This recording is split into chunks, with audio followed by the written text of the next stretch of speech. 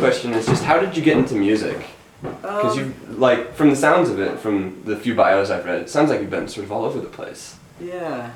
I had music always throughout high school and that sort of thing, but I actually went to college for horticulture, so I kind of never wanted to take a music class just because I don't know, I didn't want like some music teacher in my brain. I just sort of had that thing for me in my kitchen, and then yeah, now it's sort of happening more. It's cool. It's good. Yeah. How did you find yourself specifically in Denver with all of it? Well, I actually came to school to study plants in Boulder, and I grew up mostly in like the Philadelphia area. So once I moved out here, I met Jen and Jed and started playing with them, and I sort of just been hanging out ever since. It's been like 9 years. That's great. Yeah. That's great. You sort of mentioned this a little bit, that things have they've been getting bigger as of late. I know you recently played Mile High Music Festival along with opening for Annie DeFranco. Right. What's that been like, sort of going from someone who's relatively unknown to now having a little more exposure? It's been cool.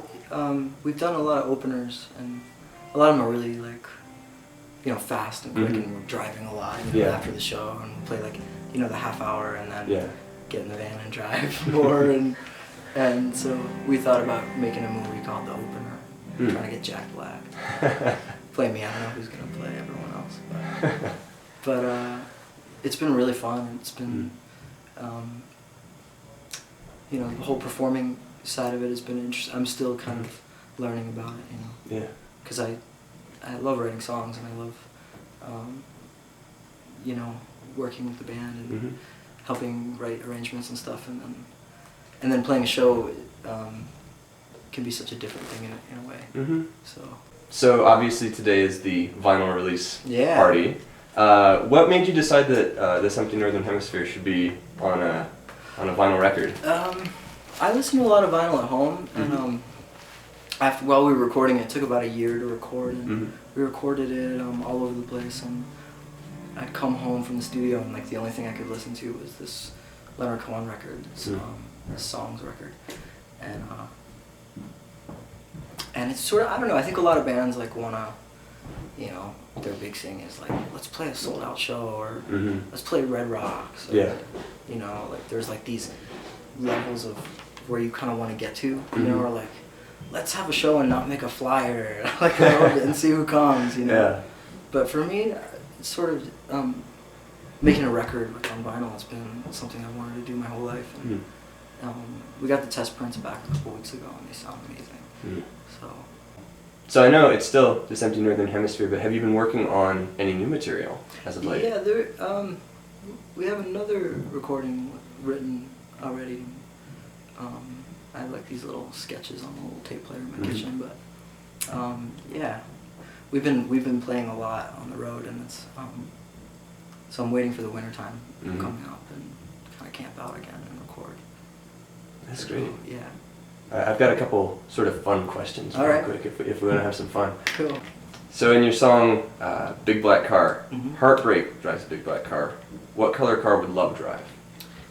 Oh, like a old Beetle or something. Like Herbie. Yeah, maybe Herbie. Maybe Herbie. Yeah. Maybe with some like flowers on the sides of Totally. it. Yeah. And then my other fun question is the hat. Every time I see you, everything. Oh, really? You always have the hat on. It's funny. Someone said that to me the other day, and I feel like I wear it like maybe like half the time or something. I don't know. I don't know what it is about this hat. Kind of. It's seen a lot. Yeah. And the idea maybe for merchandise, sell a similar hat with your name on it. Yeah. Oh yeah, maybe so. Maybe. Yeah. I found this one about like 6 years ago, and I haven't seen another one like it. Interesting. But yeah. Yeah. See, I always sort of figured maybe he just like doesn't have a scalp, like it's brains. Right, like just brains coming out. Awesome. You never know. That's why we have to ask. Yeah.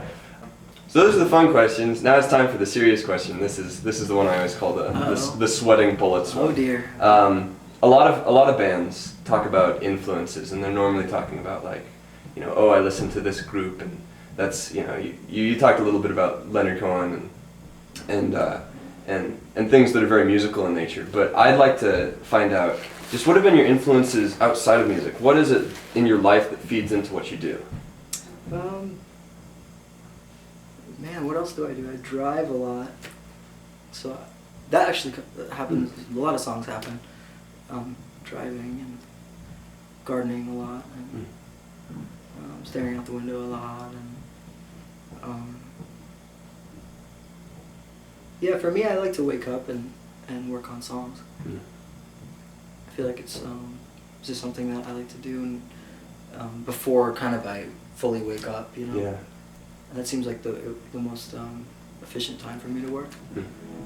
But I kind of, you know, a lot of like writers talk about like going through periods of like writer's block and stuff like that, and I go through that too, you know. And then I'll crank out a lot of material at once. I just kind of have a feeling that it's like more is gonna come, so I don't really stress out about it. But for, you know, this summer, I feel like I didn't play guitar for like 3 weeks or something. Just like, yeah. Is there anything else that you think people should know? Any sort of parting words? Oh dear, that's the nervous one. I love Fruity Pebbles. I hope you like the songs, and I hope the music finds you in a good way. That's great. Yeah. Yeah.